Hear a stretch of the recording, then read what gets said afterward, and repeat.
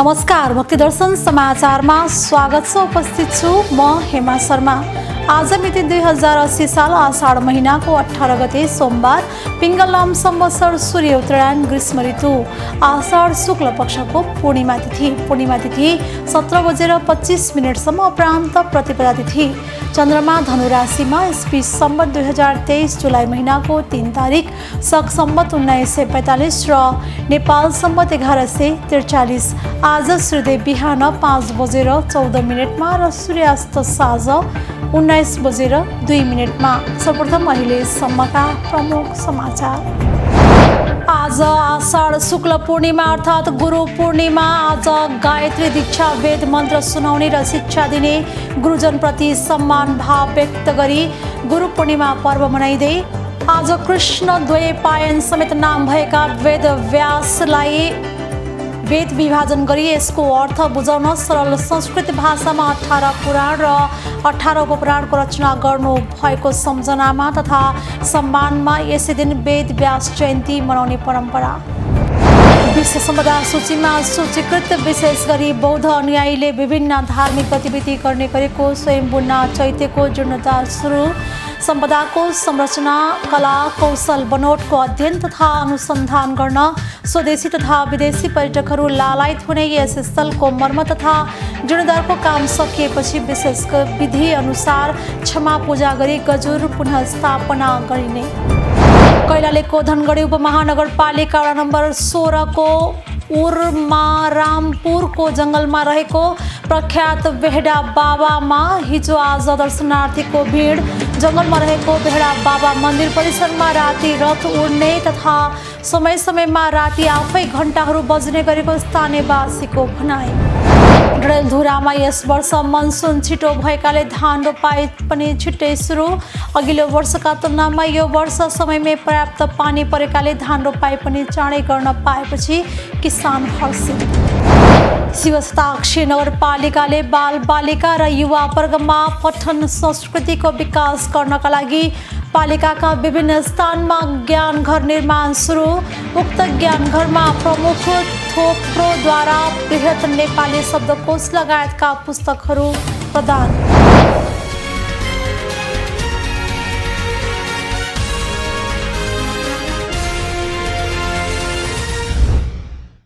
अब समाचार विस्तारमा। आज आषाढ शुक्ल पक्षको पूर्णिमा तिथि अर्थात् गुरु पूर्णिमा। आज गायत्री दीक्षा, वेद मन्त्र सुनाउने र शिक्षा दिने गुरुजनप्रति सम्मान भाव प्रकट गरी गुरु पूर्णिमा पर्व मनाइँदैछ। यस दिनलाई व्यास जयन्तीका रूपमा पनि मनाइन्छ। गुको अर्थ अन्धकार र रु भन्नाले प्रकाश भन्ने बुझिन्छ। यसरी ज्ञानरूपी प्रकाशले अज्ञानरूपी अन्धकारको नाश गराउने व्यक्तिलाई गुरु भनिने कुरा शास्त्रहरूमा उल्लेख छ। त्यस्तै आज गुरुका पनि गुरु मानिनु भएका वेदव्यासको सम्झना गर्ने परम्परा छ। आषाढ शुक्ल पूर्णिमाका दिन नै वेदव्यासको जन्म र उहाँले वेदका ज्ञानलाई बाँडेर वेदका प्रकारहरू र नाम छुट्याएको पवित्र दिनका रूपमा मानेर व्यास जयन्तीका रूपमा धुमधामसँग मनाउने गरिएको छ। आजका दिन तनहुँ स्थित वेदव्यास गुफामा धुमधामसँग विभिन्न कार्यक्रमहरूको आयोजना गरिएको छ। आजको दिन गायत्री दीक्षा, वेद मन्त्र सुनाउने र शिक्षा दिने गुरुजनप्रति सम्मान भाव प्रकट गरी गुरु पूर्णिमा पर्व मनाउने गरिन्छ। जुनसुकै धर्म या सम्प्रदायको भए पनि ज्ञान र सिप ग्रहण गर्नका लागि गुरु र गुरुतत्वको ठूलो महत्व छ। र संसारमा सायद ज्ञान मात्र यस्तो कुरा हो जसलाई जति बाँड्यो उति नै बढ्दै जान्छ। आषाढ शुक्ल पूर्णिमा अर्थात् गुरु पूर्णिमा आफूलाई शिक्षा प्रदान गर्ने गुरुप्रति श्रद्धा भाव प्रकट गरी मनाउने गरिन्छ। यस दिन गुरुको रूपमा ज्ञानको पूजा गर्ने गरिन्छ। गुरुप्रति श्रद्धा र सम्मान प्रकट गर्दै यस दिन देशभरि गुरु पूर्णिमा विशेष महत्वका साथ मनाउने परम्परा रहिआएको छ। सनातन धर्मावलम्बी र बौद्ध धर्मावलम्बीहरूले आजको दिनलाई आफ्नो धर्म तथा पारस्परिक सांस्कृतिक ज्ञानको बाटो देखाउने गुरुप्रति आभार व्यक्त गर्ने विशेष दिनको रूपमा लिने गर्दछन्। चाहे मुस्लिमहरूको मर्दसामा तपाईलाई पढाएको मौलवी साहब हुन् या चर्चामा ज्ञान र सल्लाह दिने पादरी या साना साना हातमा कलम राखेर कखरा पढाउने र सिकाउने शिक्षकाहरू किन नहुन्। उनीहरूले सिकाएका र दिएका ज्ञानले नै हामीले जीवनको प्रारम्भिक विवेक र चेतना प्राप्त गरेका हौं। विश्व स्तरका शिक्षाका लागि संस्थागत रूपमा स्थापना भएका विद्यालय, विश्वविद्यालय, शिक्षण पेशा अनि सञ्चारका माध्यमहरूले पनि हामीलाई गुरुरूपी शिक्षा दिइरहेका छन्। संसार जतिकै आधुनिक र ज्ञानहरू जतिकै सहज र व्यावसायिक रूपमा उपलब्ध भए पनि संसारमा गुरुतत्वको महत्त्व कदापि कम हुने छैन। गुरुतत्वको त्यही महत्त्वलाई आत्मसात गरेर हुन सक्छ सनातन संस्कारमा गुरुहरूलाई अझ आदर र श्रद्धाका साथ हेर्ने गरिन्छ।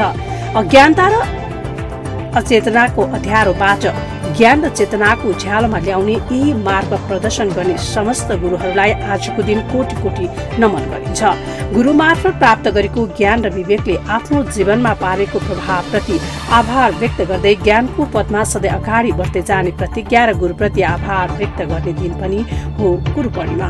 गुरु पूर्णिमा गुरु व्यासको पनि जन्मदिन पर्दछ। गुरु व्यास महाभारतका रचयिता मात्र नभई महाभारतकै एक जीवन्त पात्र पनि हुनुहुन्छ। गुरु व्यास सत्यवतीका विवाह का पुत्र मानिनुहुन्छ।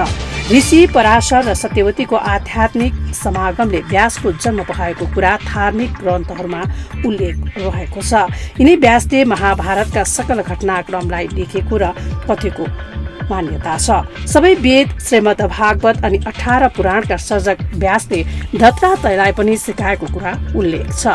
व्यास गुरुका पनि गुरु हुनुहुन्छ।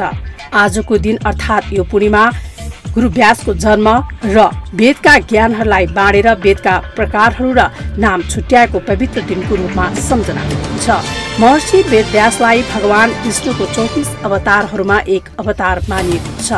उहाँको नाम कृष्ण द्वैपायन हो। श्रीमद् देवी भागवतका अनुसार महर्षि वेदव्यास प्रत्येक द्वापर युगमा अवतरित हुनुहुन्छ। यसभन्दा पहिले 28 वटा व्यासहरू अवतरित भइसक्नु भएको मानिन्छ। व्यास ऋषिको जन्म बारेको प्रसङ्गमा दमौलीदेखि 8 किलोमिटर पूर्व छाप्ती बाराको मन्दिरदेखि करिब 50 मिटर पश्चिमपट्टिको कुण्डमा व्यासजी माता र सत्यवतीको जन्म भएको थियो। माछाको रूपबाट जन्म भएकोले त्यस कुण्डको नाम मत्स्य कुण्ड रहन गएको भन्ने मान्यता छ। सत्यवती र व्यासको साधना तथा तपस्या स्थल व्यास गुफा यही सेती र मादी नदीको दोभानमा रहेको छ, जहाँ बसेर व्यासले वेद लगायत महाभारतको रचना गर्नु भएको किम्वदन्ती छ।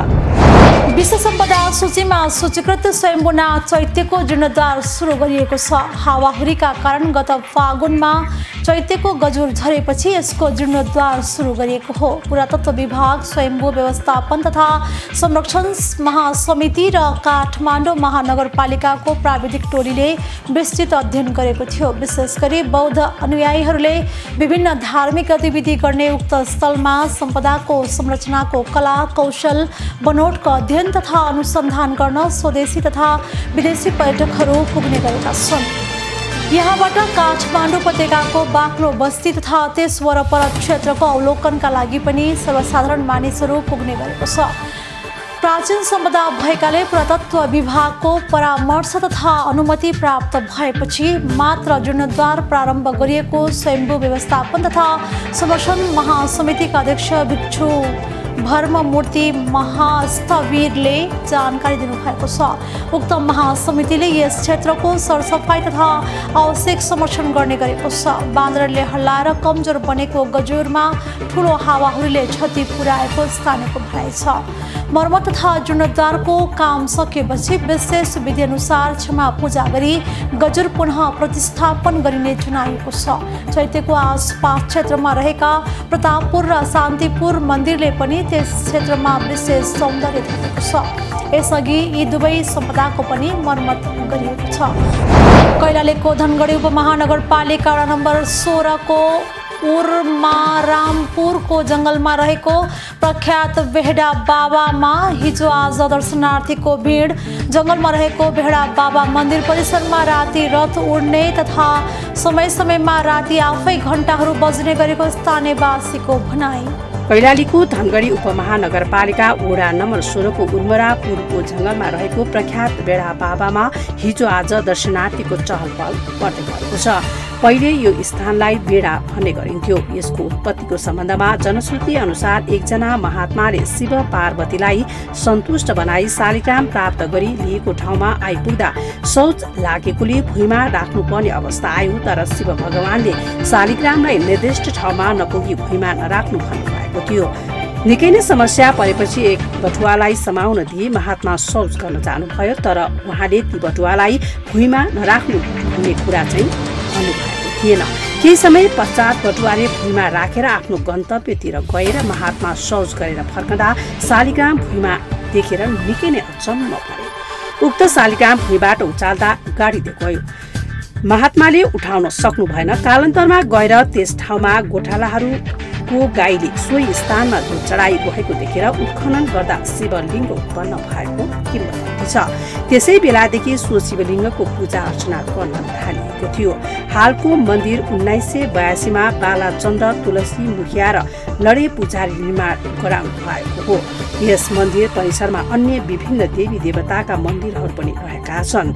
एकतले यस मन्दिरभित्र शिवलिङ्ग र नजिकमा शालिग्राम समेत रहेको छ। यस मन्दिरमा हिन्दूहरूको महान पर्व शिवरात्रिमा ठूलो मेला लाग्ने गर्दछ।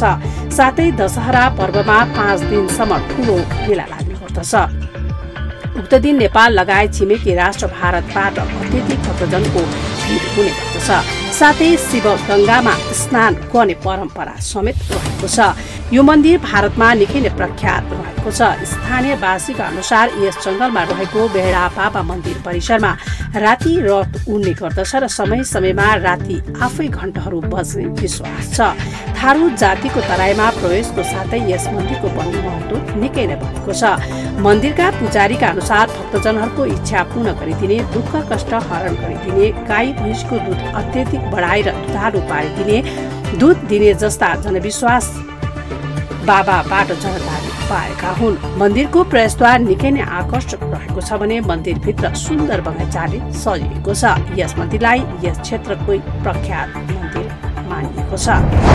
डडेलधुरामा यस वर्ष मनसुन छिटो भएकाले धान रोपाई पनि छिटो भएको छ। अघिल्लो वर्षका तुलनामा यो वर्ष डडेलधुराका किसानहरूले चाँडै धान रोप्न पाएका छन्। यो वर्ष समयमै पर्याप्त पानी परेकाले धान रोपाई पनि चाँडै भएको हो। एक रिपोर्ट। डडेलधुराका अधिकांश क्षेत्रमा किसानहरूलाई धान रोप्ने चटारोले छोपेको छ। मानो रोपेर मुरी फलाउने महिनाको रूपमा असार महिनालाई लिने हुँदा यो समय किसानलाई धान रोप्ने चटारोले छोपेको हो। विगत भन्दा यो वर्ष नियमित रूपमा समयमै वर्षा भएका कारण सिंचाई हुने जमिनका साथै सिंचाई नहुने जमिनमा पनि रोपाई गर्न किसानलाई सहज भएको छ। निरन्तरको वर्षा र समयमै धानको बेर्ना राख्न पाएका कारण प्रायजस्तो ठाउँमा असारमै धान रोपाई सम्पन्न भएको छ। यस वर्ष समयमै पर्याप्त पानी पर्दा सिंचाईको अभाव नभएको र किसानहरूले गोठे मलको प्रयोग गरेकोले मलको समेत अभाव नभएको हुँदा समयमै धान रोपाई भएको हो। खाली 2-4 खेत पानी धेरै पऱ्यो त केही छैन सर। अहिले हाम्रो नहरको कारण भयो। पुलमा पानी चाहिँ पुरै आयो हुनाले त्यो कारणले भयो न। मलको त्यही हो, त्यही गोठे मल भयो, त्यो बुढाउला मल हाल्छु और बाँकी चाहिँ खास सर जिल्ला गयो भने पाइन्छ। फेरि हाम्रो खास सार पनि त्यो कालो खाद भयो, त्यो रोपाइँको लागि मेन समस्या के छ? पहिला धेरै ढिला हुन्थ्यो रोपाइँलो, अगाडि रोपिहाल्थ्यो। पानीको उहिले ढिला हुन्थ्यो रोपाइँ, ल पानी छ अहिले अगाडि। अनि मल गोठे मल हाल्छौँ, गोडेवाला मल पहिलाको भन्दा अलिक छिटो। जिल्लामा धानको पकेट क्षेत्र मानिएका नवदुर्गा गाउँपालिका, फागेश्वर गाउँपालिका र परशुराम नगरपालिकामा 40% रोपाई सकिएको छ। अघिल्ला वर्षहरूमा असार अन्तिमसम्ममा जिल्लामा 15 देखि 20% क्षेत्रफलमा मात्र रोपाई हुने गरेको थियो। अहिले असार सकिन 15 दिन बाँकी रहँदा 40% क्षेत्रफलमा रोपाई सकिएको हो। हामी राष्ट्रिय धान दिवस मनाउने क्रममा आज भागेश्वर गाउँपालिकाको वडा नम्बर 4 मा उपस्थित भएका छौँ। हाम्रो जिल्लामा 6000 हेक्टर क्षेत्रफलमा धान रोपाइँ छ, जसमध्ये चाहिँ करिब 40% रोपाइँ गर्ने चलन छ भने 50 देखि 60% सरुवा धान छर्ने र रोपाइँ गर्दा पनि आकाशे पानीको भरमा रोपाइँ गर्ने अवस्था छ। हाम्रो जिल्लाको समग्र उत्पादन चाहिँ 3 मेट्रिक टन प्रति हेक्टर छ र यसलाई चाहिँ हामी वृद्धि गर्न सक्छौँ। जस्तो उदाहरणका लागि भारतमा 6 देखि 7.5 मेट्रिक टन प्रति हेक्टर उत्पादन हुन्छ भने चाइनामा चाहिँ 21 मेट्रिक टन उत्पादन भएको रेकर्ड हामीसँग छ। त्यसैले हाम्रो देशको पनि यो माटोमा सम्भावना छ र यो जिल्लालाई धान खेतीमा आत्मनिर्भर बनाउनका लागि हामीले सबै क्षेत्रबाट यदि प्रयास भयो भने पूर्वाधारहरू प्राप्त भयो भने पक्कै पनि हामी यो क्षेत्रमा पनि धानको उत्पादकत्व बढाउन सक्छौँ। अहिलेसम्म यो जो मैले 40% रोपाइँ गर्ने र 50 देखि 60% चाहिँ छरुवा धानको कुरा गरेँ। अब यो रोपाइँको चाहिँ समग्र रोपाइँको क्षेत्रफलमध्ये अहिलेसम्म 40% रोपाइँ भइसकेको हो। डडेलधुराको तथ्याङ्क अनुसार जिल्लाको 6000 हेक्टर क्षेत्रफलमा वर्षे धान खेती हुने भएको छ। यस वर्षको रोपाइँको अवस्थालाई हेर्दा असार अन्तिमसम्ममा रोपाइँ सकिनेछ। वर्षातको अवस्था र समयमा मल बिउको सहजता हेर्दा यो वर्ष धानको उत्पादन पनि बढ्न सक्ने कृषि ज्ञान केन्द्र डडेलधुराको विश्वास छ। भक्तिदर्शन टेलिभिजन एसडीका लागि डडेलधुरा सहकर्मी विमल चैलीको रिपोर्ट। शिवशताक्षी नगरपालिकाले बालबालिका र युवा वर्गमा पठन संस्कृतिको विकास गर्नका लागि पालिकाका विभिन्न स्थानमा ज्ञान घर निर्माण सुरु गरेको छ। शिवशताक्षी नगरपालिका 7 ब्याङडाँडामा निर्मित ज्ञान घरको शनिबार उद्घाटन गर्दै शिवशताक्षी नगरपालिकाका प्रमुख मेगाहाङ थोप्रो रोशनले सो अभियानको सुरुवात गर्नु भएको हो। स्थानीय गोर्खाली हट नामक क्लबको संयोजन र नगरपालिकाको आर्थिक सहयोगमा सुरुवात गरिएको उक्त ज्ञान घरमा प्रमुख थोप्रोले बृहत नेपाली शब्दकोश लगायतका पुस्तकहरू प्रदान गर्नु भएको थियो। एक रिपोर्ट। गाउँपालिकाले प्रदान गरेको 4 लाख रुपियाँ र अन्य दाताको सहयोगबाट उक्त ज्ञान घरको सुरुवात गरिएको गोर्खाली हटका अध्यक्ष विजय लिम्बुले बताउनु भएको छ।